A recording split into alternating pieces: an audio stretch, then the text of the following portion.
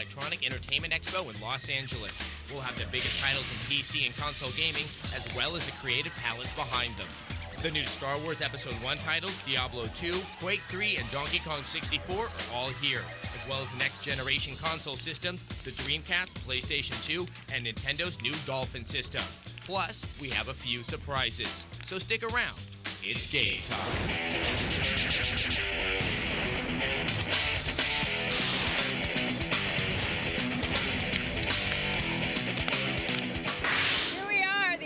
Is everywhere. We're on the floor of the Electronic Entertainment Expo in Los Angeles, California, with a special edition of GameSpot TV. Yeah, this is E3. This is the one-time-a-year event where all the major players in the industry get together, show off their wares, see what the other guy has, and schmooze.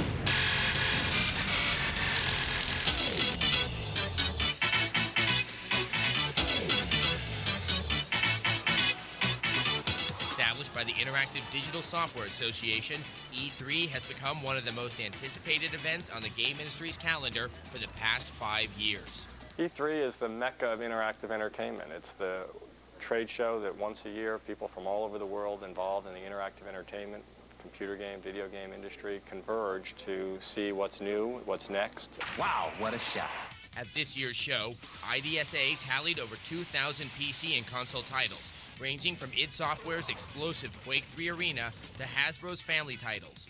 Over 400 companies attended, and each one was eager to show off their latest creations. We're launching today Planet of the Apes. This is the first time anybody's heard about this, and the reaction's been spectacular. Spread throughout 5 huge floors, 2 levels, and a dozen or so meeting rooms, trying to cover all the games and events was no easy feat. There's a reason why this is a 3-day event. E3 is heaven on earth for gamers, but unfortunately, it's a trade show. So if you're under 18, sorry. Get away from me, you filthy animal. But it's no ordinary trade show. E3 is known for its extravagant exhibits. Fox Interactive went all out to promote their new Planet of the Apes PC title. Chasing humans, I think, has always been my most favorite. Yes, I like to run them down in the cornfields. Yes. Promoting their console title, WCW Mayhem, EA Sports hired WCW wrestlers Diamond Dallas Page and Sting to do the talking for them. Eyes and ears were glued to the ring in the packed Electronic Arts booth. Several companies hired celebrities and professional athletes to sign autographs and promote their titles. Of course I played Tomb Raider, and like every other hot-blooded male, I was in love with Lara. But the biggest buzz came from the Nintendo booth, where they were showing the N64 Episode 1 racer from LucasArts. Nintendo did not hold back any punches and got the best spokesperson they could get. Well, it is definitely an honor to be with Mr. Jedi himself, Jake Lloyd, who plays Anakin Skywalker in the Episode 1 movie. How are you doing? Good, how about you? I'm doing pretty well myself. So what do you make of this entire event? Pretty darn cool. Now, in the movie, you ride the racer, and in the game, you're riding the racer as well. How would you compare the two experiences? Well, in the film, my pod racer didn't move that much on the set, so I like this one a little bit better. Hey, Adam, got any more questions? E3 is also a place where you can meet some wonderful friends. If you're not doing anything after the show, how about you give me a buzz? But underneath the glitz and thundering music, companies at this year's E3 show were sensitive to the criticism spawned by the shooting at the Colorado high school. Lowenstein believes the industry knows how to handle its problems. As an industry, we've made a commitment to see if there are things that we can do to restrain some of the more egregious advertising that promotes violence, and I think that's where our responsibility lies. And E3 is not complete without the big three. Sony, Nintendo, and Sega were looking ahead towards year 2000. It seems that the console war is going to be hotter than ever. Each company will have new games, new technologies, and new machines. Sega's launching the first strike this September and feels confident it will dominate. We made a lot of promises last year. We said last year we would have the retail support, the third-party support, and that we would bring forward our marketing programs and campaigns. And we delivered that, so I believe we've delivered our mission. Hundreds of games and new products being introduced, E3 usually provides a glimpse to the future of electronic entertainment. And if this year's show is an indication, we're all along for an exciting, wild ride.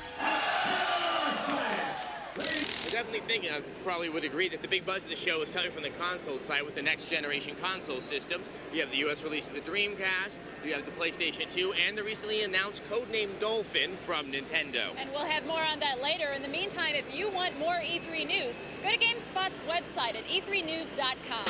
Coming up on GameSpot TV's E3 Special, we find the hottest PC titles on the show floor, including Battlezone 2, Quake 3, and of course, Vampire the Masquerade Redemption.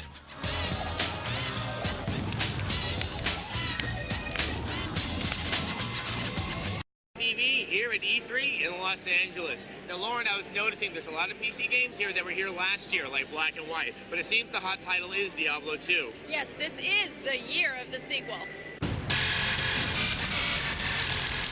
Diablo 2 is a role-playing game. Deus Ex is a first-person perspective, real-time 3D role-playing game. The Sims is basically a real-time strategy game that occurs in the home. Vampire the Masquerade is a 3D third-person RPG. Right, Asheron's Call is a massive multiplayer online RPG. Team Fortress 2 is a social multiplayer action game.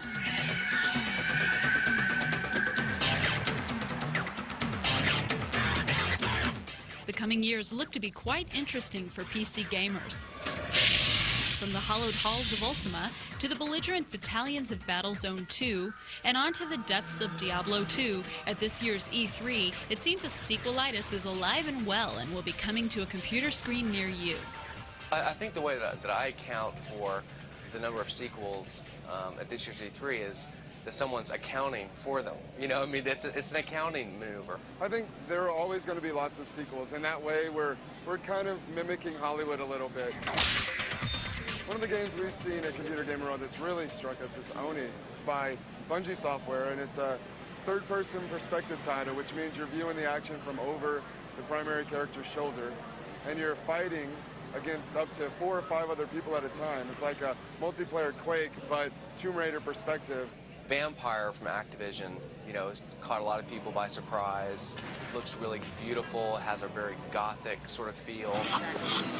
Another interesting game is the Star Trek Armada game, which is the first real-time strategy game set in the Star Trek universe. And even though, to some degree, it's a very formulaic, you know, RTS game, it has enough kind of cool innovations and the great Star Trek license, you know, to make it kind of stand out in my mind.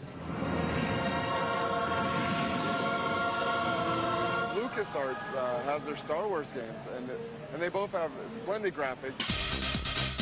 Gamers can look forward to the changing PC environment with some long-awaited new titles that are sure to have them running to the store for computer upgrades. And 3D graphics is just here with us to stay. It's never going away, right?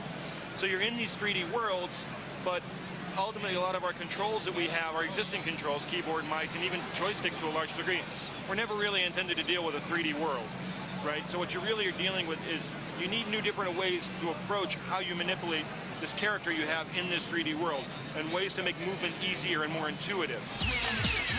With all this flash, what's happening to content and gameplay? Since the level of graphical quality in games is universally high right now, the game manufacturers are having to really up their game content. I think in the RPG world, people won't tolerate a game that's all flash and no content. So I think when you see all these great RPGs coming out, they're really more content-driven than a lot of the trends that have come by in the past. So the RPG trend is also a content trend, which is great. And what can PC gamers expect from developers in the coming years? Online gaming is back. I think the biggest trend we're seeing right now is one that started a couple of years ago, but is really picking up steam, which is the online multiplayer gaming. Well, I think the number one trend that I've seen at this year's E3 in PC gaming is just really the emergence of online-only games. You just didn't have this variety in terms of genres and also this quality in terms of graphics and sort of sophistication in online-only games prior to this year's E3. So I think that it really is a hallmark of what's to come. So it looks like PC gaming is heading steadfast into multiplayer and online gaming. Now, we're going to have more about multiplayer gaming later on in the show. Now, if you want to send us any comments or questions, drop us an email or a Vmail at GameSpotTV@ZDTV.com. And if you don't have a netcam, that's okay. Join us in our chat next Tuesday. We'll be giving one away. Coming up on GameSpot TV's E3 special, we have Star Wars Episode 1 Racer in our E3 intro pick. And we look to the future of PC gaming as we explore the state of online and multiplayer titles.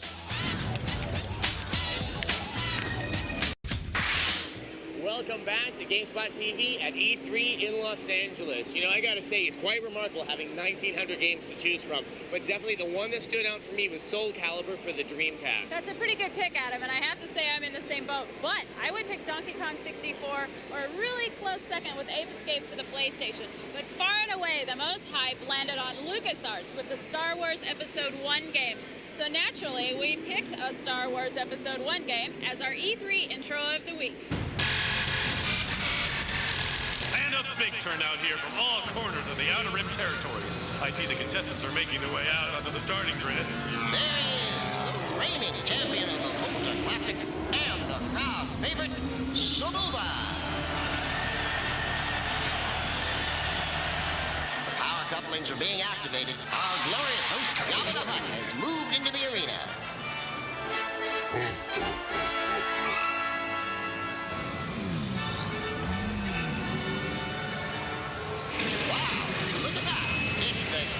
Famous Gazgano.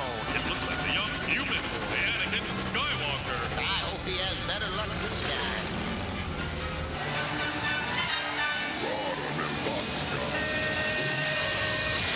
And they're off.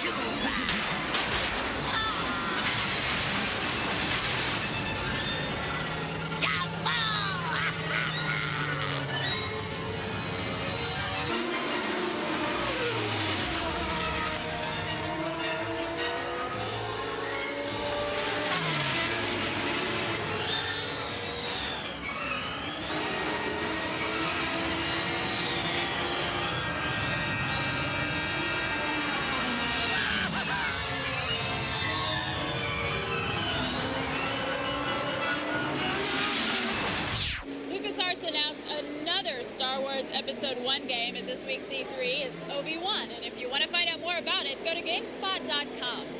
Now, everything at E3 doesn't actually happen on the convention floor. For example, there was a group of renegade gamers that decided to set up shop across the street.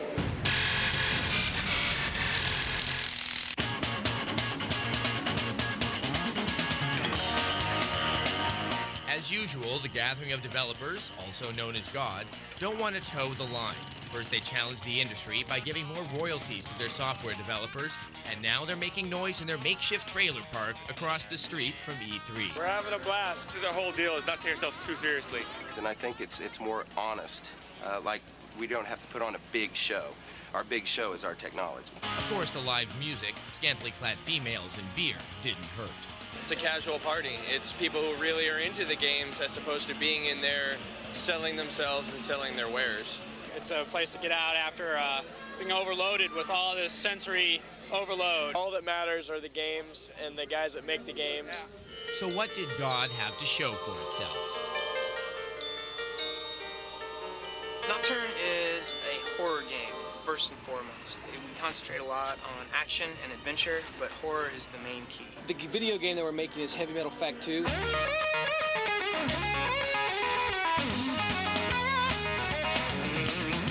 Hey, let's not just do a game that is based on a movie. Let's take it further. Let's take it one step beyond. So the video game is actually the sequel to the movie.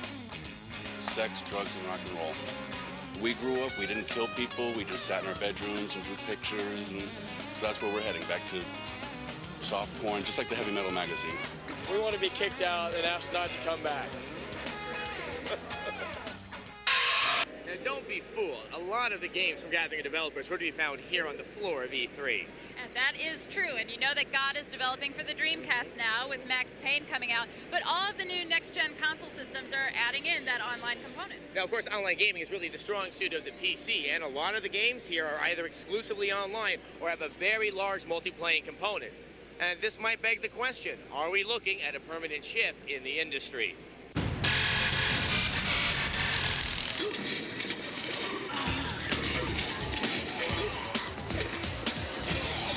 Online and multiplayer gaming is here to stay and has made its presence known at this year's E3. This year's crop of titles are sure to change the way we look at online gaming. There are really three types of online games. There's the meta game, like Cave Dog's Boneyards. In the case of our Total Annihilation Galactic War, we have a map of planets, and you and I would be battling for a planet. If I beat you and I win that planet, or several other players and I get up against another group of players and we win, so we take over that planet. But there's 75 planets in this map, and so we've got to go from planet to planet. Pretty soon, if we take over the whole map, then we win. There's online role-playing, like the persistent world of the upcoming Asheron's Call. Well, persistent world means that the world is there even when you're not. So just like when you go to bed, the real world keeps on going. Asheron's Call is the same way. It's a huge community. People are online literally 24 hours a day. And then there are games that players can just jump right into, like Quake 3 or the upcoming Team Fortress 2. But really, what is the appeal of multiplayer and online play? It's not about running around and killing a lot of people. It's about getting out there and having a lot of fun with your friends. You have a whole different level of strategy and a whole different level of sort of, I don't know, glory. When you come to the aid of your team, when you come to the aid of your dying compatriot right when he's about to go down and you rescue him. I mean, that's something that you can't get in a single-player game and you can't get in an anonymous game where you're just basically everyone's an enemy. Clearly, players want more from online and multiplayer gaming, but are companies going to give it to them? What is the future of online and multiplayer gaming? It's really not games, it's online communities that we want to build. I think persistence in characters is really important. Figuring out how to scale to larger and larger worlds is really important. It'd be really interesting with a huge number of servers around the internet to figure out how to have an economy that existed between the various servers. Those are some of the longer term research areas that Valve and some of the other action gaming companies are looking at. Online and multiplayer gaming is definitely moving towards more cooperative and customizable play. And more than ever, game companies are making it easier for everyone to get online. Coming up on GameSpot TV's E3 Special. We jump into the fray of console wars between Sega, Sony, and Nintendo. We look at the games, the machines, and the future of the next generation console systems. Welcome back to GameSpot TV here at E3 in Los Angeles. Now, Lauren, you've been covering the show for VideoGames.com. What's up with the consoles? There is so much competition here between the console systems. You've got Nintendo with their announcement, PlayStation 2, of course, coming out, but the first one out of the gate is going to be the Dreamcast.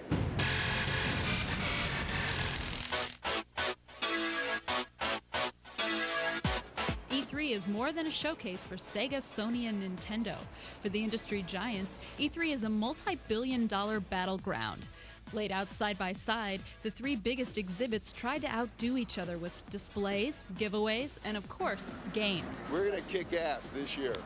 Sega of America's president, Bernie Stolar, backed his claim by having more than 40 Dreamcast titles in Sega's booth, ranging from House of the Dead 2 to Rally 2.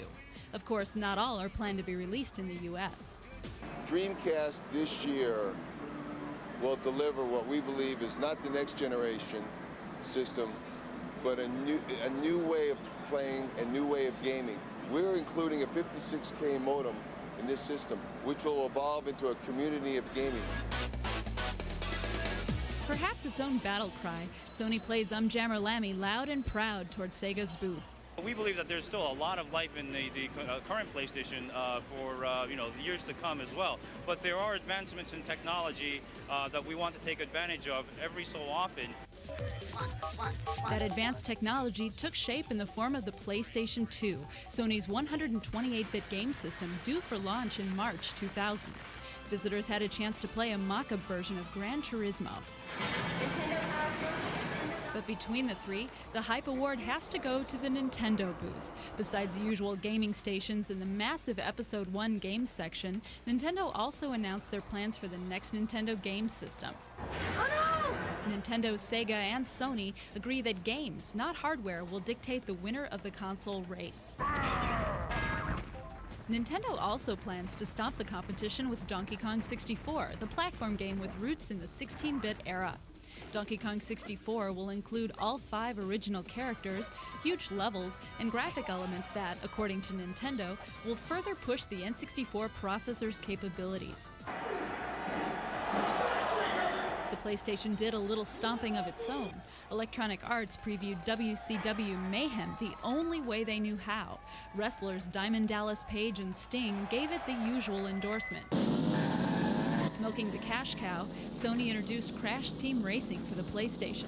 The game allows players to race as various Crash characters in 4-player races, typical kart style. And Squaresoft did not disappoint the waiting crowd with a preview of the US Final Fantasy VIII for the PlayStation. As ported from the Japanese game, Squaresoft displayed the new environments, elements, and the seamless movie transitions found in Final Fantasy VIII. We've always felt from day one, even with the current PlayStation, that software is king. Everything is about software. Technology is important, but it's only a means to deliver the compelling entertainment that you see in software. E3 this year, I believe, has been Sega's best show ever. Sega's lineup revealed enough to make skeptics double take. The Dreamcast titles, NFL 2000 and NBA 2000, gave gamers a preview of the dramatic transformation that video games are about to undergo. And Shenmue, the role-playing game for the Dreamcast, was finally shown at E3. According to Sega, Shenmue's depth, animation, and graphic sophistication could give Final Fantasy developers a run for their money. E3 observers think Shenmue could be a must-have title for the Dreamcast. But Nintendo pulled a fast one on Sega and Sony. In a press conference, the company announced its plans for the next-generation Nintendo system, codenamed Dolphin. It's due at the end of the year 2000. We're going to use DVD instead of the ROM cartridges, which brought applause to everybody that heard the news. Thanks to that announcement, with new titles and new technologies at this year's show, gamers can look forward to another great year of video gaming. Next year's E3 should not be missed. Nintendo's new system in development, codenamed Dolphin, should be available about the end of the year 2000. And of course, like all of the console systems, the next-gen console systems, they have a really strong online strategy plan. So it'll be interesting to see if they do actually show it next year's E3. But if they do, we'll be sure to bring it to you. And that's it for this year's E3, and that's it for this episode of GameSpot TV. So until next week, bye-bye.